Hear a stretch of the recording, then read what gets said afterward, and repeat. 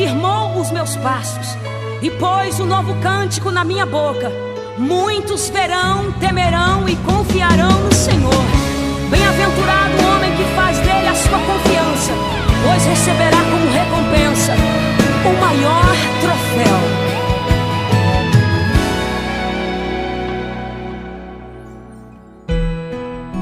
Não vou me importar com o que o mundo diz. O importante é o que o meu Deus pensa de mim. A minha vida está guardada no Senhor. Me lembro muito bem de onde Ele me tirou. Um projeto falido